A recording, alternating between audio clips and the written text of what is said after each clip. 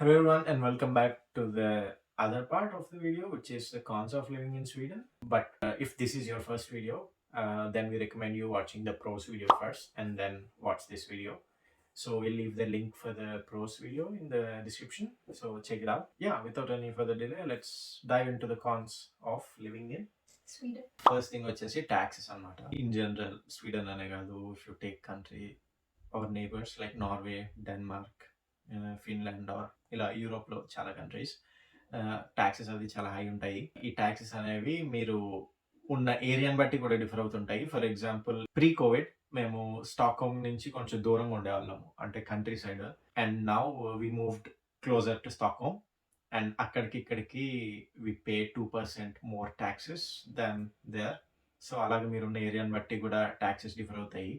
So the closer to the city you are, the more you may end up paying in some cases. And also if you have a car అప్పుడు కూడా మీరు taxes pay చేయాల్సి ఉంటుంది. For example, emission tax అని ఒకటి ఉంటుంది. Obviously, if you own a fossil fuel car, then you'll be responsible for the carbon emissions whenever you use that car. So as a result, you have to pay an emission tax. And also, peak traffic hours లో గనక if you're taking your car into the city, you are contributing to the congestion in the city by taking your car as well. So you have to pay some congestion tax. First time విన్నప్పుడు ఏంటి ఇలా కూడా tax వేస్తారా అనుకున్నాను seriously. నా దందా అంతా వడ్డీ మీద చక్రవడ్డీ, చక్రవడ్డీ మీద భూచక్రవడ్డీ, భూచక్రవడ్డీ మీద విష్ణు చక్రవడ్డీ, ఇలాంటి 190 ఉంటాయి. బట్ యా, ట్యాక్సెస్ అవన్నీ చాలా హై ఉంటాయి. నెక్స్ట్ వచ్చేసి cost of living. In general స్కాండినేవియాలో కాస్ట్ ఆఫ్ లివింగ్ అది చాలా హై ఉంటుంది. And if you want know more, check out our video about cost of living in Stockholm. So that should give you an insight as to how much it costs to live here. And the next one వచ్చేసి housing అన్నమాట. Housing situation అది tight ఉంటుంది ఇక్కడ. కొన్ని government sites లో మీరు apply చేసుకుంటే housing కి it can take up to 4 years also. చాలా మంది ఇప్పటికి కూడా రాలేదంట. వాళ్ళు they have been living here for like 8 years or something. So housing situation is really bad in Sweden. As a result ఆ గవర్నమెంట్ సైట్స్ లో అది క్యూస్ లోని లాంగర్ టైం వెయిట్ చేయలేని వాళ్ళు వేరే ప్రైవేట్ గా సెకండ్ హ్యాండ్ కాంట్రాక్ట్స్ ఇవన్నీ తీసుకుంటారు హౌసెస్ కి. అండ్ ఈ సెకండ్ హ్యాండ్ కాంట్రాక్ట్స్ అది తీసుకునేటప్పుడు కొంతమంది రెంట్ నార్మల్ దానికన్నా ఎక్కువ చార్జ్ చేసి రెంట్కి ఇవ్వడం ఇట్లాంటివన్నీ జరుగుతుంటాయి. Be mindful and careful about that when you're looking for house. So that's about housing situation. So next వచ్చేసి లాంగ్వేజ్ బ్యారియర్. స్వీడన్ లో అందరూ ఇంగ్లీష్ ఆల్మోస్ట్ అందరూ బాగానే మాట్లాడతారు. బట్ మీకు స్వీడిష్ లాంగ్వేజ్ రిక్వైర్మెంట్ అన్నది మీకు జాబ్ హంటింగ్ దగ్గర ప్రాబ్లం వస్తుంది. ఈ రిక్వైర్మెంట్ ఐటీ సైడ్ ఉన్న వాళ్ళకి ఏం ప్రాబ్లం ఉండదు. కంప్యూటర్ లాంగ్వేజ్ వస్తే చాలు. అది ఏదో సిఆర్, జావా, C++ లేదా పైథాన్ మీ ఇష్టం. మీరు ఏ స్ట్రీమ్ ఉంటే ఆ స్ట్రీమ్ అది వస్తే చాలు. స్వీడిష్ పెద్ద ఆ బాధలు ఏమి ఉండవు. But management side, marketing side and ఇట్లాంటి నీష్ సైట్స్లోకి ఉంటే కనుక where you have to interact with a lot of customers, then Swedish is definitely a requirement. And also on that aspect, నేను మాస్టర్స్ చేసేటప్పుడు మా యూనివర్సిటీలో స్వీడిష్ కోర్స్ కూడా ఉండే. ఆ టైంలోని రిజిస్టర్ అయ్యి స్వీడిష్ అది కూడా నేర్చుకున్నాను అంతా. So if you have that opportunity and if you're student and యూనివర్సిటీలో చెక్ చేయండి if they offer any Swedish courses. And if you have the opportunity and plans to live long term here in Sweden, that would definitely be an advantage for you. And if you are someone like me, మీకు SFE ఉంటుంది. మీరు ఎక్కడ ఏ రీజియన్లో ఉన్నా మీరు register అవ్వచ్చు దానికి. And it's also free of cost. So మీకు levels ఉంటాయి. You can easily learn Swedish here. Job hunting is another difficulty అని చెప్పాలి. బికాజ్ లాంగ్వేజ్ ఒక బ్యారియర్, ఎస్పెషల్లీ ఐటీ సైడ్ కాకపోతే కనుక you really have to do the research. అంటే వచ్చిన వెంటనే జాబ్ ఎక్స్పెక్ట్ చేయడం అన్నది కరెక్ట్ కాదు, టైం పడుతుంది. ఐటీ సైడ్ కూడా ముందే వర్క్ ఎక్స్పీరియన్స్ అది ఉంటే అంత ట్రబుల్ అవ్వదు. ఫర్ ఎగ్జాంపుల్ నా కేసులో బీటెక్ అవ్వగానే డైరెక్ట్ మాస్టర్స్కి వచ్చా, వర్క్ ఎక్స్పీరియన్స్ అసలు ఏం లేదు. ఆ ఆస్పెక్ట్లో ఇంకొక అడ్వాంటేజ్ ఏంటంటే మీ ఎడ్యుకేషన్ పూర్తయ్యాక స్వీడన్లోనే ఒక 6 months జాబ్ సర్చింగ్ వీసా కూడా ఇస్తారు. ఆ 6 monthsలో మీకు జాబ్ ఎత్తుక్కోవచ్చు స్టడీస్ పూర్తయ్యాక. నా కేసులో ఆ 6 monthsలో జాబ్ రాలేదు. సో మొత్తం పెట్టేవాడే సర్దుకుని ఇండియా వచ్చేసి అక్కడ మళ్ళీ బెంగళూరు వెళ్ళి అక్కడ జాబ్ ఒక 6 months ట్రై చేసి అప్పుడు ఒక ఇంటర్న్షిప్ దొరికితే మళ్ళీ స్వీడన్ వెనక్కి వచ్చి ఆ ఇంటర్న్షిప్ చేస్తూ మళ్ళీ జాబ్ ఎత్తుకున్నాను. ఈజీగా వచ్చేస్తుంది అయితే అనుకోకండి జాబ్. సో కొంచెం ఎఫర్ట్ అయితే పెట్టాలి. ప్లస్ ఇంకొకటి ఏంటంటే మనకి అక్కడ ఉన్నట్టు ఆన్ క్యాంపస్ ఇంటర్వ్యూస్ లాంటివి ఏమి ఉండవు. మీరు ఈవెన్ యూనివర్సిటీలో చదువుకుంటున్నా సరే you are responsible for finding a job for yourself. So మీరే అప్లై చేసుకొని ఇంటర్వ్యూస్ అటెండ్ అయ్యి మీరు సంపాదించుకోవాలి తప్ప క్యాంపస్ ప్లేస్మెంట్స్ ఇట్లాంటివి ఏమి ఉండవు. So don't expect dum.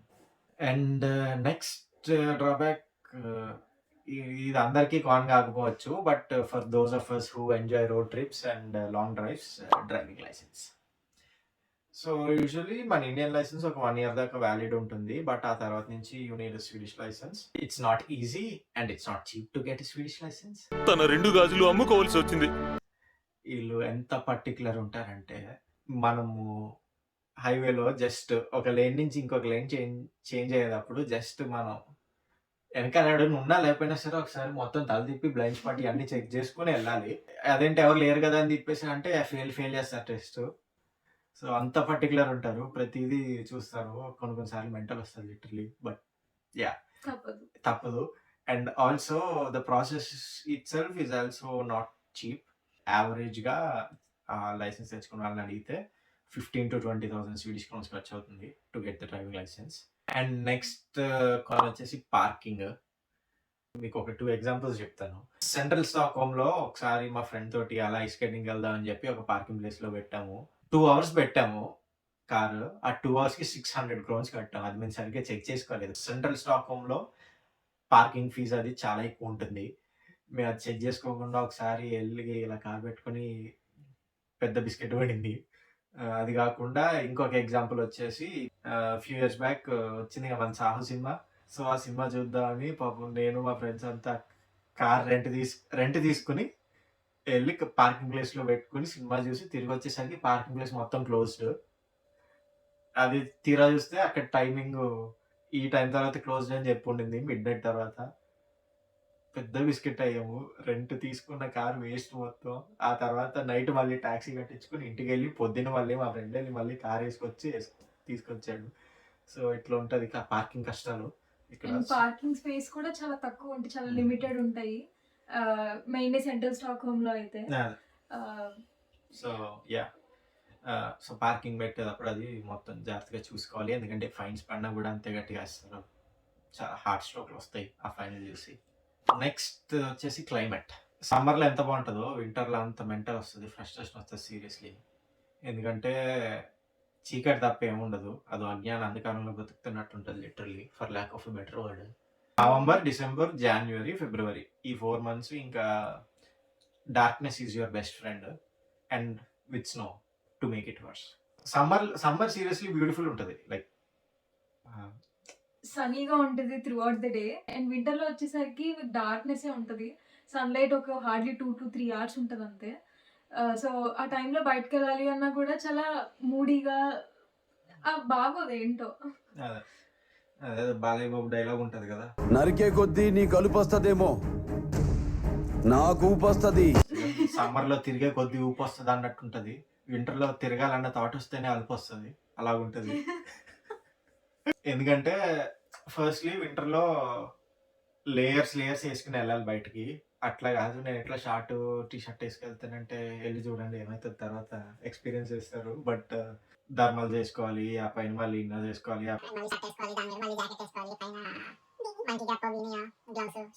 అది మామూలు షూలు సరిపోవు, దానికి మళ్ళీ వుడ్లాండ్ టైప్ షూలు ఇట్లాంటివి ఉంటాయి కదా అవి వేసుకెళ్ళాలి, లేకపోతే చాలా స్లీపరీ ఉంటుంది. ఓకే బయటికి వెళ్దాం అని డిసైడ్ అయినా కూడా మాకు ముందు ప్రిపరేషన్ ఒక 1/2 hour ఉంటుంది అనమాట. సో ఆ రోజు క్లైమేట్ బట్టి ఏ టైప్ ఆఫ్ జాకెట్ వేసుకోవాలి, ఏ టైప్ ఆఫ్ షూస్ వేసుకోవాలి, స్లషీగా ఉండే ఎటువంటి వేసుకోవాలి. సో చాలా పెద్ద ప్రొసీజరే ఉంటుంది బయటకు వెళ్ళాలి అంటే. సో అదంతా ఎందుకులే బయటకు వెళ్ళడం అవసరమా అని చెప్పి మేమే సైలెంట్ అయిపోతాం చాలాసార్లు. అది ఇంకొకటి, వీళ్ళు స్నో పడ్డప్పుడు కాలది స్లిప్పర్ అవ్వకూడదని ఈ గ్రావెల్ వేస్తారు.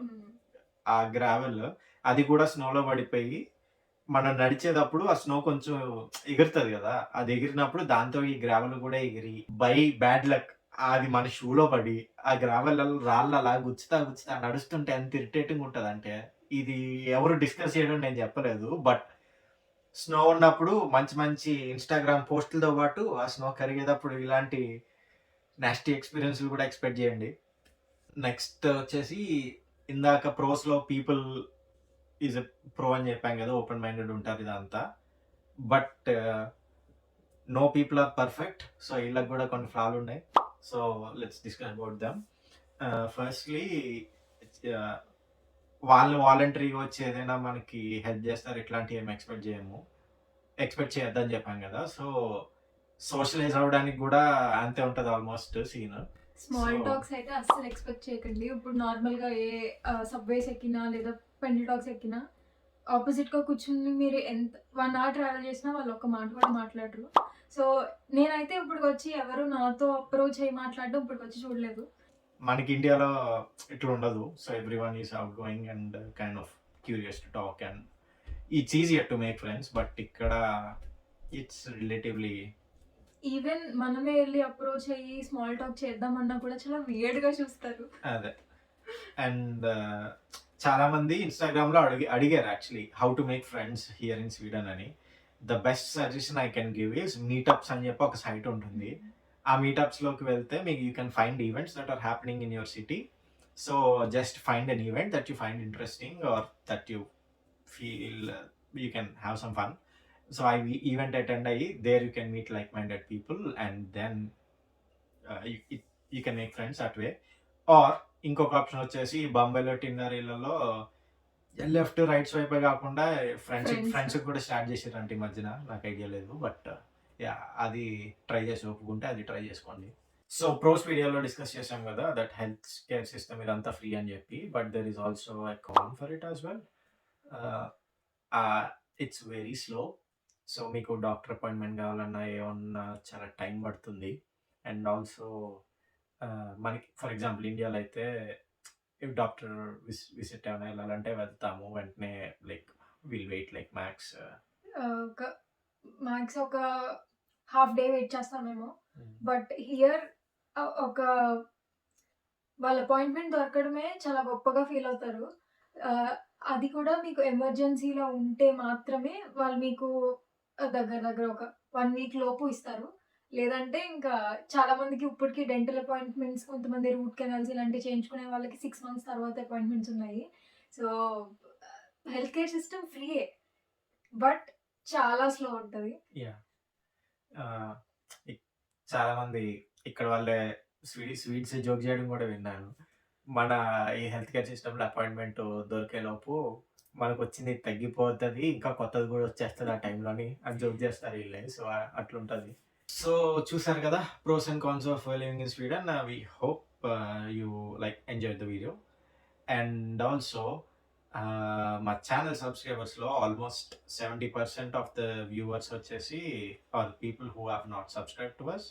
So it would really mean a lot if you could subscribe to our channel. So ఆ సబ్స్క్రైబ్ బటన్ ఏదో ఒకసారి కొట్టాను సరిపోతాయి.